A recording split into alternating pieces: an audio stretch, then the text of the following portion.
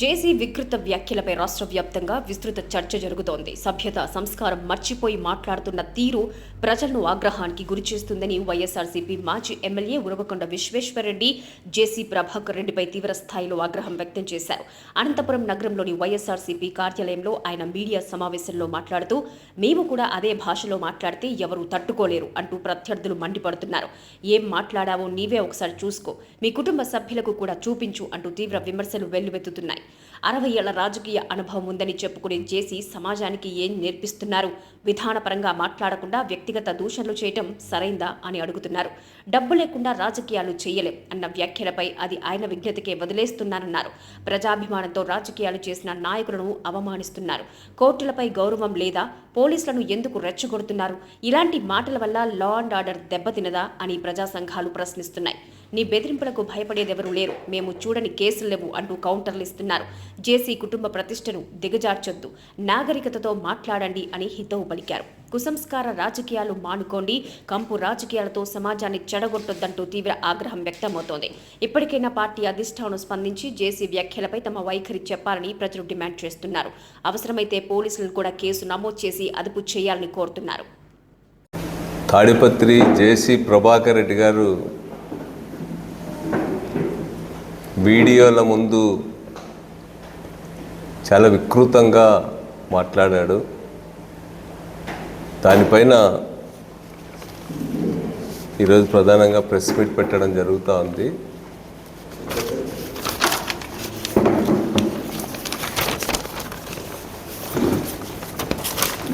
నేను చాలామందిని 2 రోజులుగా మా ఇంటికి వచ్చేవాళ్ళను, లేకపోతే ఆ యొక్క వీడియో ప్రభాకర్ రెడ్డి గారి వీడియో చూసిన వాళ్ళు ఫోన్ చేసినప్పుడు వాళ్ళందరినీ మాట్లాడా, ఏం చెప్దాం ప్రభాకర్ రెడ్డి గారి మీద అని చెప్పంటే వాళ్ళు ఏమంటున్నారంటే, ఒక ఆయన చాలా పెద్ద స్టేట్ లీడర్, టీచర్స్ లీడర్, ఆయన ఏమంటున్నాడంటే,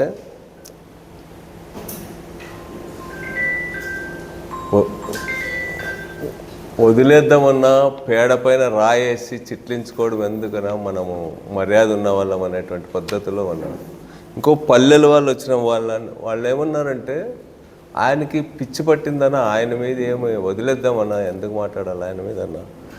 ఇంకొక ఆయన ఏమన్నాడంటే, ఆయన అన్నీ వదిలేసినాడు, ఆయనకు మనం సమాధానం చెప్పేదన్నా, మనం ఏదో మర్యాదగా ఉండేవాళ్ళం అనేటువంటి పద్ధతుల్లో మాట్లాడాలి.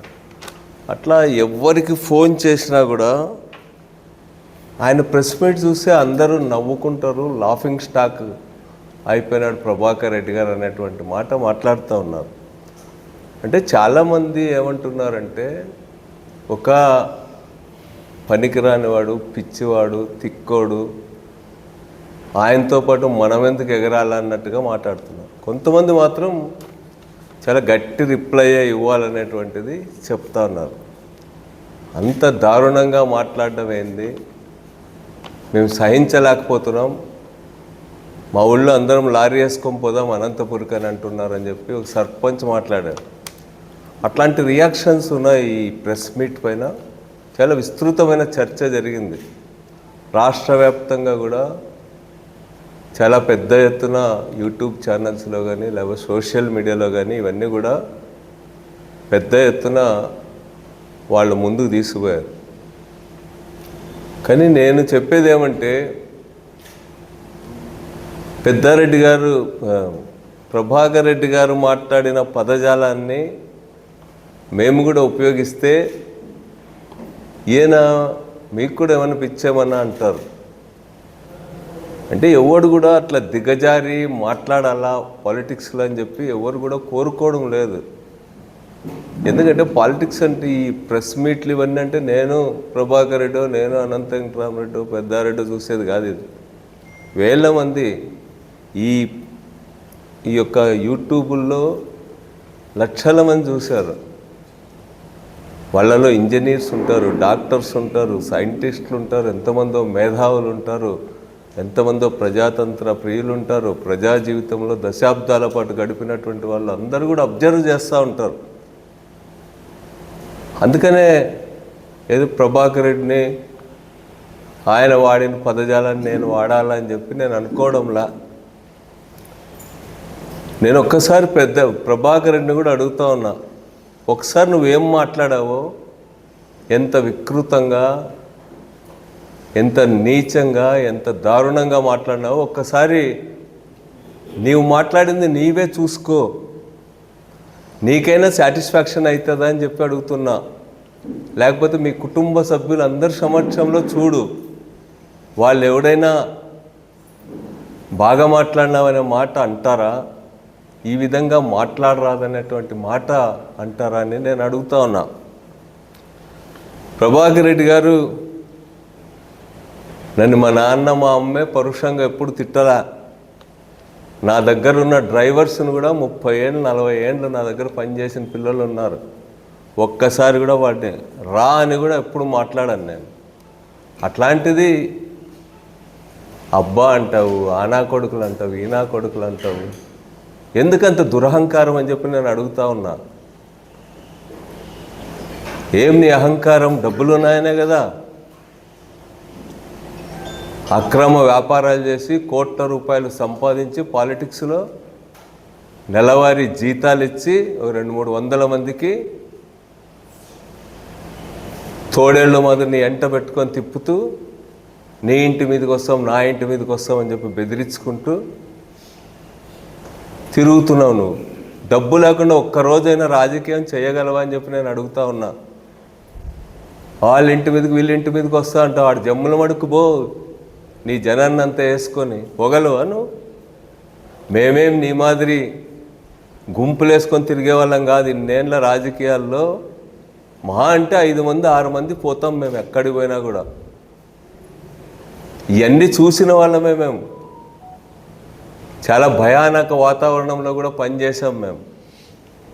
మా పైన లేని కేసులు లేవు. 302 చూసాం, 307 చూసాం, ఇంకా ఎన్ని ఉన్నాయో అన్ని కేసులు చూసాం. ఒక ఆడపిల్లలు రేప్ కేసులు తప్ప అన్ని కేసుల్ని ఎదుర్కొన్న వాళ్ళం మేము. ఎన్నో స్ట్రగుల్స్ ద్వారా బయటకు వచ్చినటువంటి వాళ్ళం మేమందరం కూడా. మేము నువ్వు బెదిరిస్తే బెదిరే వాళ్ళం అనుకుంటున్నావా?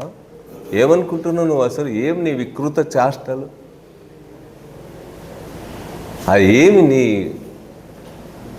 ఆ చేతులు తిప్పడం ఏమి, గడ్డము తిప్పడం ఏంది, మీసాలు తిప్పడం ఏంది, ఎందుకంత వికృతంగా ప్రవర్తిస్తున్నావు అని చెప్పి నేను అడుగుతా ఉన్నా. ఆ వికృత ప్రవర్తనని ప్రజలు ఎవరైనా అభినందిస్తారా అని అడుగుతా ఉన్నా. నేను అంత చదివినా, ఇంత చదివినా, అన్ని భాషలు వచ్చు, ఇన్ని భాషలు వచ్చు, ఏం కాల్చుకు తినాక అవన్నీ? సభ్యత లేదు, సంస్కారం లేదు, ఒక నమ్రత లేదు, వినయం లేదు. ఒక 15 ఏళ్ళు 20 ఏళ్ళు 40 ఏళ్ళు 50 ఏళ్ళు పనిచేసిన రాజకీయాల్లో ప్రజా జీవితంలో ఉన్న వాళ్ళ పట్ల ఏ విధంగా సంబోధించాలా, వాళ్ళ గురించి ఏ విధంగా మాట్లాడాలా అనేది ఏమైనా తెలుసా? ఏం నేర్చుకున్నావు నువ్వు అని అడుగుతా ఉన్నా నేను. ఇన్నేళ్ల రాజకీయం చేసినాం. మా తాత, మీ తాత, మీ నాయన వాళ్ళ గౌరవాన్ని ఏమన్నా నువ్వు ముందు తీసుకుపోయేటట్టు ఉందా నీది? అసలు జేసీ అంటేనే ప్రజలు అసహించుకునేటట్టు దిగజార్చినావు. మీ కుటుంబ ప్రతిష్టను దిగజార్చినావు. అసలు నువ్వు మీ కుటుంబానికే శత్రువు అని చెప్పి నేను అడుగుతా ఉన్నా. ఏం మాట్లాడుతున్నావు నువ్వు? ఏం పడితే అది మాట్లాడతావా? నువ్వేమన్నా ఆణిముత్యం అనుకున్నావా? నీ ఇంటి మీదకి వచ్చినారని చెప్పి అంత బాధపడతావే? ఎన్ని కొంపలు కూల్పించలా నువ్వు? ఎంతమంది భార్యల ముందు వాళ్ళ ఇండ్లన్నీ ధ్వంసం చేసి రాలా?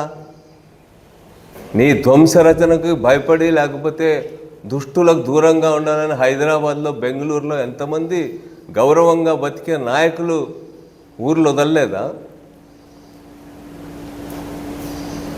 అనంత వెంకటరామరెడ్డి గారిని మాట్లాడతావు, రంగయ్య గారిని మాట్లాడతావు. దమ్ముడికి పనికిరాలంట. దమ్ముడికి పనికిరాని ఉన్న చేతుల్లో నువ్వు ఓడిపోలేదా రంగయ్య గారి చేతిలో?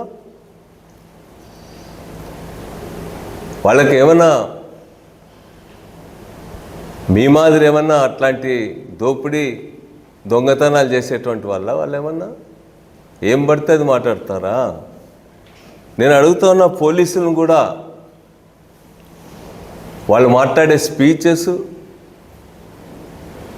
వాళ్ళు వీడియోల్లో మాట్లాడుతున్న తీరు వల్ల జిల్లాలో లా అండ్ ఆర్డర్ ప్రాబ్లం రాదా అని చెప్పి నేను అడుగుతా ఉన్నా. ఫ్యాక్షన్ పెరుగుదలకు దారి తీయదా, అది ఉద్రిక్తతలకు దారి తీయదా అని అడుగుతా ఉన్నా.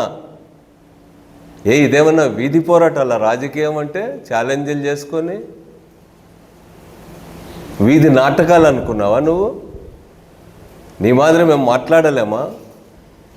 నీకంటే మేము చిన్నవాళ్ళమైన మేము మాట్లాడితే ఏం తల ఎక్కడ పెట్టుకుంటావు నువ్వు అని అడుగుతా ఉన్నా. ఇప్పటికి కూడా మేము నీ వయసు పట్ల మాకంటే పెద్దోడు కదా అనే చూస్తూ ఉన్నాం. కానీ ఈ విధంగా ప్రవర్తిస్తే ఎన్ని రోజులు సహిస్తారు జనం అని చెప్పి నేను అడుగుతా ఉన్నా. ఏదో ఆణిముత్యమైనట్టు మాట్లాడుతున్నాడు. ఎక్కడి నుంచి వచ్చినా నీకు అన్ని కోట్ల రూపాయలు? మా కుటుంబం అంటారు. ఎవడైనా మాట్లాడినారా? దివాకర్ రెడ్డి గారు ఎన్నిసార్లు నేను ఇంటికి పోయా కాంగ్రెస్ లీడర్గా ఉన్నప్పుడు, రమ్మా కూర్చో విశ్వ అని చెప్పి దగ్గర పిలుచుకొని మాట్లాడేవాడు. తనే మా ఇంటికి వచ్చినాడు 1-2 సార్లు, విశ్వ ఎన్ని రోజులు ఇట్లుంటావు అని చెప్పి. నీవేంది? నీ కుటుంబాన్ని గౌరవిస్తావా? నీ అన్నను గౌరవిస్తావా? నీ అన్న కొడుకులను గౌరవిస్తావా? ఏం నీ సంస్కృతి? అసలు కనీసం నాగరికత తెలుసా? నేను అడుగుతా ఉన్నా.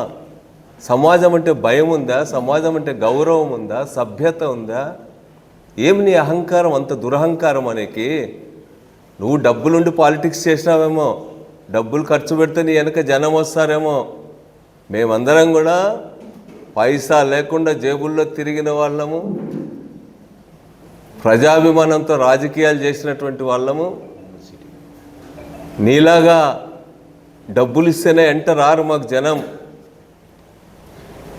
నీది ఒక రాజకీయమా అని చెప్పి నేను అడుగుతా ఉన్నా. ఎంత చీదరించుకుంటున్నారో మిమ్మల్ని చూసి అని చెప్పి నేను అడుగుతా ఉన్నా. అసలు నీ వైఖరి నీ పార్టీ కన్నా సహాయం చేస్తుందా అని అడుగుతా ఉన్నా. మీ ఇంటి మీద ఏదో జరిగినప్పుడు మేమందరం రాలేదంటారు. మీ పార్టీ వాడు ఒకడైనా వచ్చినాడా నిన్ను మాట్లాడిచ్చేకి? మీ ఇంటి మీద ఏదో జరిగిందంటున్నావు కదా, అప్పుడు ఎందుకు రాలా? ఎవరికి పట్టలా నీవంటే? నీ వల్ల వాళ్ళ పార్టీకి ఏమి ప్రయోజనం లేదనేటువంటిది కూడా వాళ్ళకి అర్థమవుతున్నట్టు కనిపిస్తూ ఉంది. ఇదే సందర్భంలో నేను పోలీసులను అడుగుతా ఉన్నా. ఇంత విచ్చలవిడిగా బహిరంగంగా బూతులు మాట్లాడుతూ అడ్డదిడ్డమైనటువంటి మమ్మల్నే కాదు, మీ పోలీస్ ఆఫీసర్స్ని, మీ కానిస్టేబుల్ని, లాయర్స్ని, సమాజంలో ఉన్న ప్రతి ఒక్కరిని కూడా నోటికొచ్చినట్టు ఏఎస్పీ స్థాయి ఆఫీసర్ని కూడా మాట్లాడుతూ ఉంటే మీరు స్పందించకపోతే ఎలా అని చెప్పి నేను అడుగుతా ఉన్నా పోలీసుల్ని. లా అండ్ ఆర్డర్ దిగజారడానికి తోడ్పడదా ఇది? కేసు పెట్టండి. ఏం అధికారంతో మా పైన మాట్లాడుతూ ఉన్నాడు? మా అందరిపైన పార్లమెంట్ సభ్యులుగా పనిచేసిన వాళ్ళు, ఎమ్మెల్యేలుగా పనిచేసిన వాళ్ళం, ప్రజా జీవితంలో 10 సంవత్సరాలు పనిచేసిన వాళ్ళని నోటికొచ్చినట్టు మాట్లాడితే శాంతి భద్రతల సమస్య రాదా అని చెప్పి నేను అడుగుతా ఉన్నా. అదుపు చేయండి. మేము ఒక పూట రోడ్డు పైన కూర్చుంటే మా పైన కేసులు పెడతా ఉన్నారే. మా వాడు సోషల్ మీడియాలో ఏదైనా చిన్న వాక్యం పెడితే తప్పుడు కేసులు పెట్టి వేధిస్తూ ఉన్నారే. బహిరంగంగా మాట్లాడుతూ ఉంటే పోలీసులు కనపడదా అని చెప్పి నేను అడుగుతున్నా. ప్రభుత్వాన్ని కూడా ఒకటే అడుగుతా ఉన్నా. మీరు తెలుగుదేశం పార్టీని కూడా అడుగుతా ఉన్నాం. ఈయన ఏమన్నా బ్రాండ్ అంబాసిడరా మీకు అని చెప్పి అడుగుతా ఉన్నా. ఇట్లాంటి వాళ్ళు 10 మంది ఉంటే మీ పార్టీ సర్వనాశనం అవుతుంది. ఒక్కసారి ఆలోచించుకోమని చెప్పి నేను కోరుతా ఉన్నా. అసలు ఈయన పట్ల మీ వైఖరి ఏమని అడుగుతా ఉన్నా. ప్రభాకర్ రెడ్డి గారి మాట తీరుపైన, ప్రభాకర్ రెడ్డి గారి రాజకీయాలపైన, ప్రభాకర్ రెడ్డి గారి అరాచకం పైన, నిరంకుశత్వం పైన, దురహంకారం పైన మీ వైఖరి ఏమిటో చెప్పమని నేను తెలుగుదేశం పార్టీ వాళ్ళని అడుగుతా ఉన్నా. రోడ్లో పల్లెల్లో ఉంటాయి, బలిసిపోయి దిబ్బలు తవ్వుకుంటా మట్టి కుప్పల్ని కాళ్ళతో లేపుకుంటూ తిరుగుతూ ఉంటాయి. వాటికి మీకు ఏం తేడా ఉందని చెప్పి నేను అడుగుతా ఉన్నా.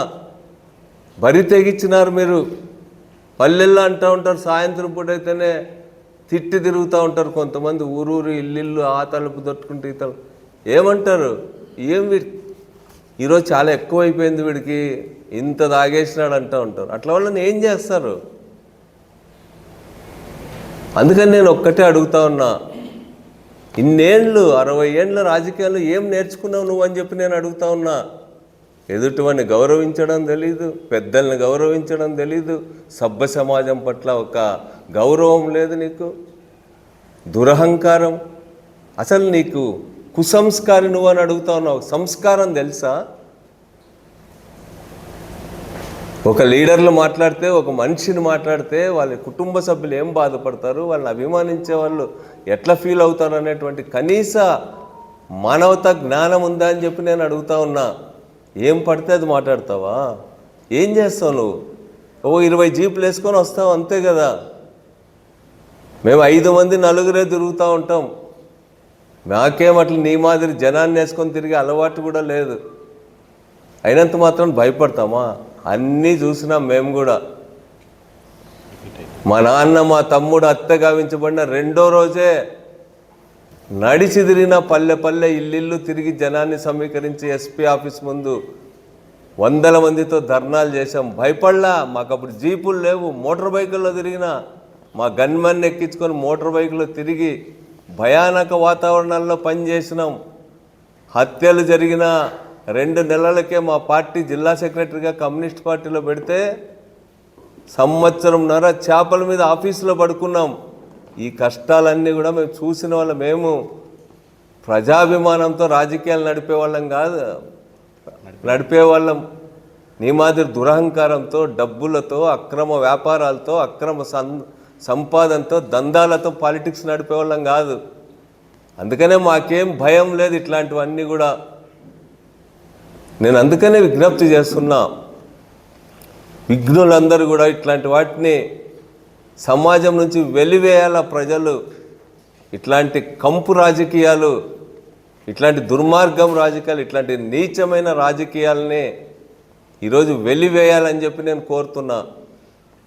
మా అందరితో ఏం పని ఉందా నీకు? నీ తాడిపత్రులు తిట్టుకుంటున్నారు కదా ఇద్దరు బండబూతులని, మీరు తిట్టుకోండి, మీ కల్చర్కి సరిపోతుందేమో అది. మా అందరి జోలు ఎందుకయ్యా నీకు? మేమేమైనా అప్పుడు నీ మాదిరి అట్లా రాజకీయాలు చేసినామా? దందాలు నడిపినామా? పంచాయతీలు చేసినామా? డబ్బులు వసూలు చేసినామా? ఇన్నేళ్ల రాజకీయ జీవితంలో ఒక మచ్చ చూపించమని నేను అడుగుతా ఉన్నా. నీ అబ్బాయిని మా నాయన అంటావా? మా నాయన ఖాళీ గోటికి కూడా నీ రాజకీయం పనికిరాదని చెప్తా ఉన్నా.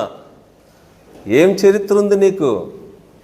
వచ్చిన రోజు నుంచి నువ్వు ఒక న్యూసెన్స్ రాజకీయాల్లో. నీలాంటి వాళ్ళు, మీ ఇంటికి న్యూసెన్స్, నువ్వు సమాజానికి న్యూసెన్స్. నీవు మా నాన్నని, మా అక్కల్ని, మా అమ్మల్ని అందరిని తిడతావా? నీ అర్హత ఏమి? నీ స్థాయి ఏమి? 3rd రేట్ రాజకీయ నాయకుడు నువ్వు మమ్మల్ని తిడతావా? ఏమయ్యా నీ మాదిరి అందరూ తిట్టడం నేర్చుకుంటే యాటికి పోతావు నువ్వు? నేను చెప్తా ఉన్నా, ఇట్లాంటి తాటాకు చప్పుళ్ళకు భయపడే వాళ్ళం కాదు. మీకు వ్యతిరేకంగా ఇప్పటికైనా మార్చుకోను. నీ కొడుకు మొన్న చూసా ఆడికిలో బాగా మాట్లాడినాడు ఆ పిల్లోడు పెద్ద చెడ్డ పేరు ఉన్నట్టు నేను కూడా వినాలా? వాడు ఎమ్మెల్యే అయినాడు, ఎమ్మెల్యే చేసినావు, వదిలిపెట్టాడు, రాజకీయం నడపలేడా? నీవు అసలు వాడి ఎదుగుదలకే అడ్డంగా నిలబడతా ఉన్నావు. నువ్వు నీవే మీ ఇంటికి శత్రువు, నీవే మీ ఇంటికి ఆటంకం అని చెప్పి నేను చెప్తా ఉన్నా. పిల్లలకు వదిలిపెట్టు, వాళ్ళు నడుపుతారు. నీకంటే బాగా తెలిసిన వాళ్ళు, మాకంటే కూడా బాగా ఇప్పుడున్న పిల్లలు తెలివైనటువంటి వాళ్ళు. వదిలిపెట్టు వాళ్ళకు. ఏది పోయినంతకాలం ఇవే రాజకీయాలా? ఈ కంపు రాజకీయాలు, గలీజ్ రాజకీయాలు, ఇండ్లు ధ్వంసం చేయించడం, వాళ్ళ ఇండ్లలో టెలివిజన్లు పగులు కొట్టించడం, ఫోన్లు పగులు కొట్టించడం, కాల్పులు జరపడం. ఇదేనా రాజకీయం అంటే? ఎప్పుడైనా నీ అజెండాలో రాజకీయంలో ప్రజలు ఉన్నారా ఎక్కడైనా? ఏమనంటే నేను తాడిపత్రి డెవలప్ ఎవడో లేదన్నాడు. తాడిపత్రిలో అండర్గ్రౌండ్ డ్రైనేజ్ చేసినాం, మున్సిపాలిటీ అభివృద్ధి చేసినాం. మేమేం కాదనమే. అది చేసినంత మాత్రాన ఎవరిని తిట్టాకైనా, ఏ అరాచకం చేసాకైనా నీకు పవర్ వస్తుందా అని చెప్పి నేను అడుగుతా ఉన్నా. ఇప్పటికైనా చెప్తున్నా, విజ్ఞతతో ఉండు. నీతో పాటు నేను కూడా శాసనసభలో ఉన్నా. నన్ను ఎప్పుడూ అభినందించేవారు మీరు. నేను మాట్లాడుతుంటే పక్కన మీ కొలీగ్స్ని కూడా ఉండు, మా విశ్వ మాట్లాడుతున్నాడు విందామనేవాడు. నాకు తెలుసు అవన్నీ. కానీ ఇప్పుడు ఎందుకు ఇంత దారుణంగా దిగజారాల ఈ వయసులో? నేను అనేది ఏమంటే, అసలు నీ వల్ల జేసీ అనే పదానికే విలువ లేకుండా చేస్తూ ఉన్నావు. అవన్నీ ఎందుకని అడుగుతా ఉన్నా. పోలీసులకు నేను విజ్ఞప్తి చేసేదంటే, కేసు పెట్టండి, ఇట్లాంటివి అరికట్టండి.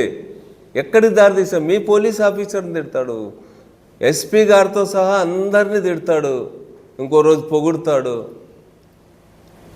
అందరికంటే మేధావైన డాక్టర్లు పనికిరాదంట, లాయర్లకు చట్టం తెలియదంట, రాజకీయ నాయకులకి ఏమీ తెలియదంట, బొట్టు వాల్యూ చేయరంట. నీవు అంత వాల్యూ చేసేవాడా? నిన్నేమనుకుంటున్నారో నీవే డబ్బులు ఇచ్చి సర్వే చేయించుకో, తెలుస్తుంది నిన్ను ప్రజలు ఏమనుకుంటున్నారో, ఎంత అసహించుకుంటున్నారో, నీ భాష పట్ల ప్రజలు ఏ వైఖరితో ఉన్నారో తెలుసుకో.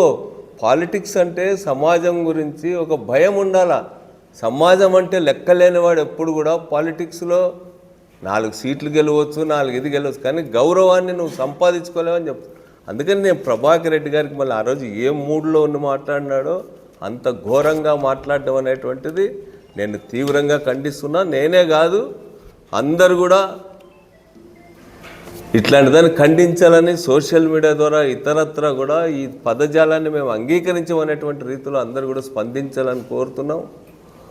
నీవు జగన్ గారిని తిడతావు, విజయమ్మ గారిని తిడతావు, మళ్ళీ ఒకసారేమో జగన్ లేకపోతే నేను చైర్మన్ అయ్యిండేవాడు కాదంటావు, హ్యాట్సప్ జగన్ అంటావు.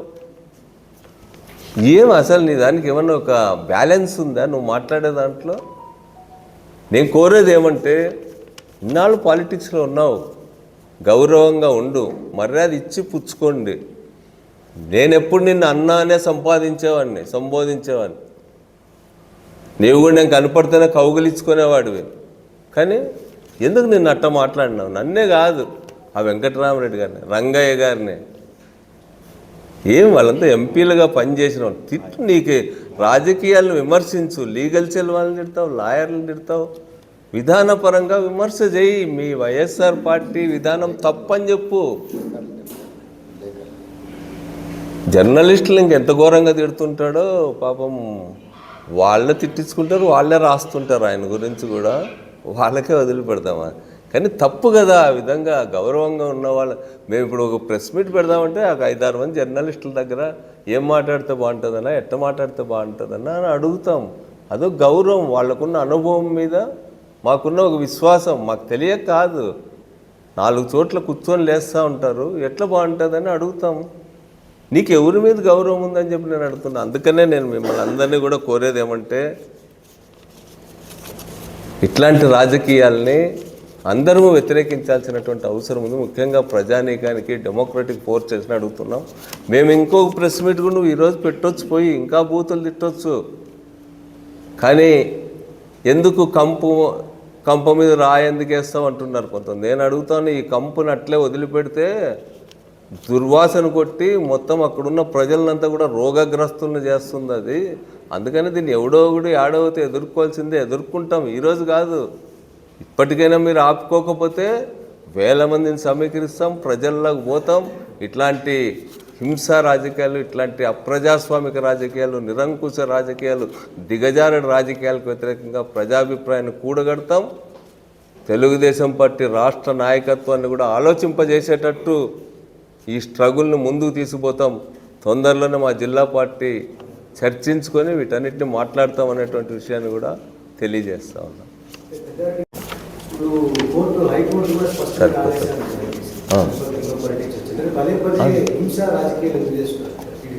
నేను అదే చెప్తున్నా. అసలు వీళ్ళకు అప్పుడప్పుడు ఏదేదో కోర్టులు అంటాడు, ఏదేదో నేను చదివినా చట్టాలు అంటాడు. నీ గౌరవం ఉంది అంటున్నా. సుప్రీంకోర్టు చెప్పింది, హైకోర్టు చెప్పింది రాజకీయాలు చేసుకోవచ్చు, ఆయన రాజకీయంగా స్వేచ్ఛగా తిరగనీయండి అంటున్నావు. నీ అధికారాన్ని అడ్డు పెట్టుకొని వక్ర భాష్యాలు చెప్తూ, రాంగ్ ఇంటర్ప్రిటేషన్స్ చెప్తూ, అసలు కోర్టులు చెప్పిన దాన్ని కూడా నువ్వు అమలు చేయవా? కోర్టులు అంటే కూడా గౌరవం లేదా మీకు? చంద్రబాబు నాయుడు గారిని కూడా అడుగుతా ఉన్నా, మీరేం చెప్పరా ఇట్లాంటి వాళ్ళకి? మీకు తెలిసే జరుగుతూ ఉందా ఇదంతా? లోకేష్ గారి ఆదేశాలతోనే పోలీసులు ఆయనకు అంత స్వేచ్ఛ ఇచ్చినారా అని నేను అడుగుతా ఉన్నా. మాట్లాడండి, మీరు కంట్రోల్ చేయండి. ఇట్లాంటివి చాలా నీతి మాటలు చెప్తూ ఉంటారు కదా, చాలా గొప్ప గొప్ప మాటలు చెప్తూ ఉంటారు కదా. మీరందరు చూడలేదా మమ్మల్ని అందరినీ రాజకీయాల్లో? ఆ మాట్లాడుతూ ఉంటే అసలు ఇంట్లో ఆడవాళ్ళు ఏమంటా ఉన్నారు నువ్వు మాట్లాడదాన్ని చూసి? ఈరోజు నా భార్య కామెంట్ చేస్తూ ఉంది, రేపు నేనట్టు మాట్లాడితే నీ భార్య కూడా కామెంట్ చేస్తుంది. వాళ్ళకి మనం ఎంత దుర్మార్గులమైనా భార్యలకి మనం అంటే ఒక గౌరవము, ఒక ప్రేమ, ఆప్యాయతలు ఉంటాయి. అందరినీ చూడాలి ఒక విషయం మాట్లాడేటప్పుడు. ఏదో ఇంత మీసాలు ఉన్నాయి, ఇంత గడ్డం ఉంది, డేరా బాబాని ఆదర్శంగా తీసుకొని ఈరోజు నడుస్తూ ఉంటే దాన్ని ఎవడు అంగీకరించరు. మీ ఇంట్లో వాళ్ళు కూడా అంగీకరించరని చెప్పి నేను అటు చెప్తా ఉన్నా. అందుకనే ఇప్పటికైనా మళ్ళా మీసాలు దువ్వద్దు రేపు ప్రెస్ మీట్ పెట్టి. లేకపోతే నీ వెనక తోడేళ్ళు ఉన్నాయి, నువ్వు అక్రమ వ్యాపారాలు చేయిస్తూ జీతాలు ఇచ్చి పోషిస్తున్న వాళ్ళతో ప్రెస్ మీట్లు పెట్టి తిట్టియొద్దు. మంచి రాజకీయాలు చేద్దాం. ఎన్ని లేవు, ప్రజల సమస్యలు లేవా? అభివృద్ధి చేయడానికి అధికారం ఇచ్చినారు, 160 సీట్లు ఇచ్చినారు. ముఖ్యమంత్రితో కూర్చో, ప్రైమ్ మినిస్టర్తో కూర్చో, ఇంకోని దగ్గర పో, ఫండ్స్ తీసుకురా, బాగా చెయ్యి. అవన్నీ వదిలిపెట్టి ఏందో ఈ కంపు రాజకీయాలు పెట్టుకుంటా 24 గంటలు అదేనా జిల్లా ప్రజలకి? ఇంకో సమస్య లేదా? రేపు పంటలు పండుతాయో లేదో, ఎల్లినైనా వస్తుందేమో, ఎరువులు లేవు, ఇంకోటి లేదు. ఇన్ని సమస్యలు పెట్టుకొని నా కొడుకు అనుకుంటూ తిరుగుతావా రోడ్లో? నువ్వేమన్నా రాజకీయ నాయకుడు అని చెప్పి నేను అడుగుతా ఉన్నా. మార్చుకో, విఘ్నత ప్రదర్శించు. చదువుకున్నావు, ఆ చదువునేదో కొద్దిగా నాగరికంగా ప్రవర్తించేది నేర్చుకో అని చెప్పి నేను విజ్ఞప్తి చేస్తున్నా. నేను ఒక వీడియో రిలీజ్ చేశాను సార్. ఇవన్నీ మాట్లాడేదానికి మా పెద్ద తరఫున మేము సారీ చెప్తున్నామని తెలుగుదేశం పార్టీ నాయకులు ఒక వీడియో రిలీజ్ చేశారు. మిమ్మల్ని వెంకటరామరెడ్డి గారిని, సదారామయ్య గారిని, లాయన క్షమాపణ అడుగుతున్నాం. నేనేం చెప్తున్నా అంటే మంచిదే. అట్లా ఉంటే మేమేమి కక్షపూరితంగా వ్యవహరించే వాళ్ళం కాదు. మంచిది అట్లాంటి దాంతో దిగొచ్చి నిజమైన రాజకీయాలు చేద్దాం. ఏంది కంపు రాజకీయాలు 24 గంటలు? ఇవే నా తిట్టుకునేది. నేను ఎన్నేళ్ళలో నన్ను బాగా గౌరవించేవాడు, నేను కూడా ఆయన అన్న అనేవాడు. వాళ్ళ కుటుంబంలో కూడా నేను పోతేనే అందరు చాలామంది నిలబడుకుంటారు, కానీ నేను పోతేనే చీర లాక్కొని కూర్చుంటాం, నేను పోతేనే వాళ్ళు కూడా కూర్చోమనేవాళ్ళు. ఇప్పుడు ఎందుకు ఇట్లా మాట్లాడితే మేము ఊరుకోండి. దేశం అంతా అదేమో అంటారు చూడు, బజార్లో తిట్టి ఇంట్లోకి వచ్చి కాలు పట్టుకున్నట్టు ఓ చిన్న వీడియోలో కూడా అనామకంతో పెట్టించినాడు అని చెప్తా ఉన్నావు నువ్వు. ఇప్పుడు నా మీద తిట్టిండేటివి ఎన్నిపోయినాయి? ఎంతమంది ఫోన్లు చేస్తున్నారు, ఆడే నిన్ను కూడా అంటాడా అని. లాస్ట్ గవర్నమెంట్ వైఎస్ఆర్సీపీ గవర్నమెంట్ లో ఎస్వి రవీంద్రారెడ్డి అంటే అలియాస్ పొట్టి రవి అనే వ్యక్తిని 5 సంవత్సరాలు కనీసం తాడిపత్రికి రానిలేదు. అప్పుడు ఏమైంది? ప్రజాస్వామ్యం వాళ్ళు కూడా సుప్రీంకోర్టు నుంచి ఇప్పుడు కాదమ్మా, నేను ఒకటే అంటున్నా. ఇప్పుడు నీ ఇంటి మీదకి వచ్చినప్పుడు అప్పుడంతా కూడా ఎవరు నీకు జిల్లాలో వేరే ప్రాంతం నుంచి వచ్చి ఏంపా ప్రభాకర్ రెడ్డి నీకు ఇట్లా జరిగిందా, నీ కన్నీళ్ళు దూడ్చిపోయిన వాళ్ళు ఎవరన్నా ఉన్నారా? ఎందుకు లేరు? దుష్టులకు దూరంగా ఉంటాం అనుకుంటారు. నువ్వు ఇప్పుడు నా మీద దాడి జరిగింది అనుకో, 4 వచ్చి మాట్లాడించాలి కదా మా జిల్లా, మా పార్టీ లీడర్లను. నీ పార్టీ వాడు రానప్పుడు మేము రాలేదంటావు. మేము ఎట్లా వస్తాము? ఒక పార్టీలో ఉండి అదే పార్టీ వాడి మీద నువ్వు కంప్లైంట్ చేసేటప్పుడు మేము ఆయనకు చెప్తాం, పెద్దారెడ్డి గారు అదేదో జరిగినప్పుడు అందరం మంచిది కాదు, అది బాగాలేదు, దానివల్ల మనకు చెడ్డ పేరు వస్తుంది అన్నాము. అంతకు మించి బజార్లోకి వచ్చి అరుస్తాం. నీ పార్టీ వాడే చెప్పడంలా. పోయి ఒకడు హైదరాబాద్లో కూర్చుంటారు, ఒకరు బెంగళూరులో కూర్చుంటారు. ఎవడు చెప్పాడు? నేను ఎవడన్నా మాట్లాడిచ్చేకి వచ్చినారా? మేమన్నా కనీసం పాపమా అట్లా అనరాదు అని అన్నాం. మీ వాళ్ళు అది కూడా అనలే. బాగా జరిగింది వీడికి అనుకున్నారు మీ వాళ్ళు. అంతే కదా? Okay, thank you.